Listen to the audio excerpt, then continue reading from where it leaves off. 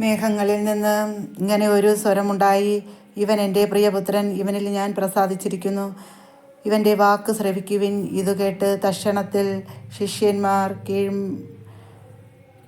കമിഴ്ന്നു വീണു. അവർ ഭയരഹിതരായി. യേശു സമീപിച്ച് അവരെ സ്പർശിച്ചുകൊണ്ട് പറഞ്ഞു, എഴുന്നേൽക്കുവിൻ, ഭയപ്പെടേണ്ട. അവർ കണ്ണുകൾ ഉയർത്തി നോക്കി യേശുവിനെ അല്ലാതെ മറ്റാരെയും കണ്ടില്ല. എൻ്റെ സ്നേഹബഹുമാനമുള്ള ലിയോ 14 മാർപ്പാപ്പ, എൻ്റെ സ്നേഹബഹുമാനമുള്ള എല്ലാ പിതാക്കന്മാരുമേ, എൻ്റെ സ്നേഹബഹുമാനമുള്ള എൻ്റെ നാട്ടിലെ എല്ലാ ജനങ്ങളുമേ, യുവജനങ്ങളെ, യുവാക്കളെ, പ്രിയ മക്കളെ, എല്ലാ മക്കളും, നിങ്ങളെല്ലാം സുഖമായിരിക്കണോ? നിങ്ങളെല്ലാം ഹാപ്പി ആയിരിക്കണോ? നിങ്ങളെല്ലാം സന്തോഷമായിരിക്കണം. കുടുംബം അത് നല്ല.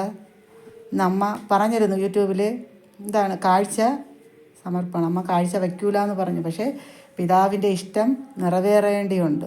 പിതാവിൻ്റെ ഇഷ്ടം അത് അമ്മയിൽ കൂടി നിറവേറേണ്ടിയുണ്ട്. അപ്പോൾ അത് അമ്മ എല്ലാവരോടെയും ക്ഷമിച്ച്, എൻ്റെ സഹോദരങ്ങളോടെല്ലാം ക്ഷമിച്ച് ഞാൻ കാഴ്ച എടുക്കുകയായിരുന്നു. ആ കാഴ്ച വസ്തു എടുത്ത് എൻ്റെ മോൻ്റെ കലറയിലോട്ട് അമ്മ സങ്കടത്തോടെ തന്നെ അത് പോവുകയായിരുന്നു. എന്നുവെച്ചാൽ അത്രയ്ക്ക് വേദനാജയമായ അനുഭവം അത് ഓർമ്മിപ്പിക്കണ ആ ഒരു കാഴ്ച. അമ്മ പെസഹ തിരി കത്തിക്കൂല എന്ന് പറഞ്ഞിരുന്നു. അമ്മ അതും ഇനി കത്തിക്കും. എല്ലാ മക്കൾക്കും അത് സന്തോഷമാണെങ്കിൽ അത് അമ്മ മാത്രമായിട്ട് മാറ്റി വയ്ക്കുകയില്ല, അതും അമ്മ കത്തിക്കും. എൻ്റെ മക്കളെ, നിങ്ങളെല്ലാം സുഖമായിരിക്കണേ. നിങ്ങളെല്ലാം കരുണയുടെ സഹായം ചെയ്യണം. പാവപ്പെട്ട എൻ്റെ അമ്മയ്ക്ക് ഈ കരുണയുടെ സഹായം നിങ്ങളെല്ലാം ചെയ്യണം. നിങ്ങളെല്ലാം അനുഗ്രഹമുള്ള മക്കളായിരിക്കണം. അമ്മ പറഞ്ഞ ഈ കഥകളൊന്നും സത്യത്തിൻ്റെ അമ്മയുടെ ജീവിതത്തിൽ വന്ന കഥയാണ്. എല്ലാം അമ്മയുടെ ജീവിതത്തിൽ വന്ന കഥയാണ്. എല്ലാ കഥയും കൂട്ടി വായിക്കുമ്പോൾ ജീവിതം അങ്ങനെയാണ്. കുടുംബം, നിങ്ങൾ തിരുക്കുടുംബം, നിങ്ങൾ മക്കൾ, നിങ്ങളെല്ലാം സന്തോഷമായിരിക്കുക. നിങ്ങളെല്ലാം അനുഗ്രഹമുള്ള മക്കളായി തീരുക. ദൈവത്തെ നമുക്ക് സ്നേഹിക്കാം. വചനമായ ദൈവം ഹൃദയത്തിൽ നമുക്ക് സ്നേഹിക്കാം. വചനം പറഞ്ഞു ചെയ്യുന്ന ദൈവത്തെ നമുക്ക് സ്നേഹിക്കാം. വൈദികരെ നമുക്ക് ബഹുമാനിക്കാം. വയസ്സിന് മൂത്തവരെല്ലാം നമുക്ക് ബഹുമാനിക്കാം. അമ്മമാരെയെല്ലാം നിങ്ങൾ നോക്കണം. മക്കൾ അനുസരണമുള്ള മക്കളെ അമ്മയും പപ്പയും പറഞ്ഞാൽ അനുസരിക്കുന്ന മക്കളായി തീരണം.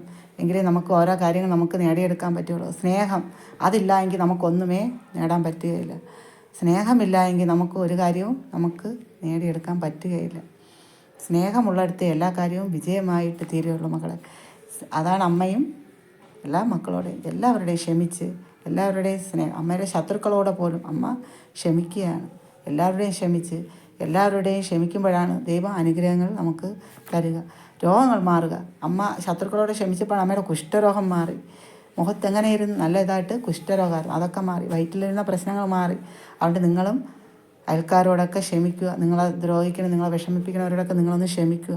ഒന്ന് താഴുമ്പോൾ ദൈവ അനുഗ്രഹങ്ങൾ അത് നിങ്ങൾക്ക് കൂടുതലായി ഉണ്ടാവും. എൻ്റെ ചില മക്കളെ, നിങ്ങളെല്ലാം അനുഗ്രഹമുള്ള മക്കളായി തീരണം. അമ്മ പ്രാർത്ഥിച്ചാൽ അത് നിങ്ങൾക്ക് കിട്ടുകയാണെങ്കിൽ നിങ്ങൾക്ക് എല്ലാ അനുഗ്രഹങ്ങളും, സമാധാനം, സന്തോഷം എല്ലാം നിങ്ങൾക്ക് സഭ അത് നമുക്ക് ഒന്നിച്ച് സ്നേഹമായിരുന്നാലേ നമുക്ക് വളർച്ചയുണ്ടാവും. സ്നേഹത്തിൻ്റെ ആ ഒരു ഇത് നമുക്ക് പഠിക്കാം. പിതാക്കന്മാരെ, വൈദികരെയൊക്കെ നമുക്ക് ബഹുമാനിക്കാം. സിസ്റ്ററിനെ അവർക്കൊക്കെ ബഹുമാനിക്കാം. അവർക്കൊക്കെ ഒന്നാം സ്ഥാനം കൊടുത്താലേ നമുക്ക് ദൈവ അനുഗ്രഹം കൂടെ ഉണ്ടാവും. നമ്മുടെ മക്കളെ അത് പഠിപ്പിച്ച് കൊടുക്കേണ്ടതുണ്ട്. എൻ്റെ ചില മക്കളെ നിങ്ങൾക്ക് എല്ലാ അനുഗ്രഹങ്ങളും നേർന്നുകൊണ്ട് അമ്മ നിർത്തട്ടെ. കരുണയുടെ സഹായം എല്ലാ മക്കളും ചെയ്യണേ. നിങ്ങളെല്ലാം ഗൾഫിലിരിക്കുന്ന മക്കൾ, എല്ലാ മക്കളും ഒരുങ്ങി വരിക. എൻ്റെ ചില മക്കളെ നിങ്ങളെല്ലാം അനുഗ്രഹമുള്ള മക്കളായി തീരണം. നല്ല മക്കളായി തീരണം. സമാധാനത്തിൻ്റെയും സന്തോഷത്തിൻ്റെയും പാത നിങ്ങൾക്ക് അമ്മ നേർന്നുകൊണ്ട് അമ്മ നിർത്തുകയാണ്.